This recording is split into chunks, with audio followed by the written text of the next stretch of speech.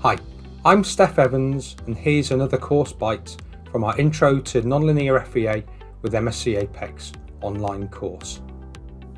Non-Linear FEA uses an incremental solution where load is applied at discrete load levels which are gradually increased up to full load.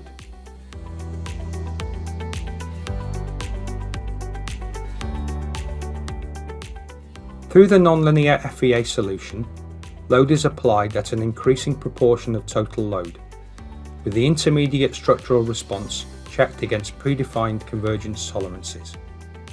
Once converged, the solution continues by increasing load level up to full load. Both the load progression and convergence criteria can be controlled through smart setup parameters, allowing robust response with minimal user input. These smart setup controls can be used for multiple load steps and cases in a single analysis. Remember, we've got free trials of all our courses, and there are free versions of Apex to allow you to follow the tutorials at your own pace.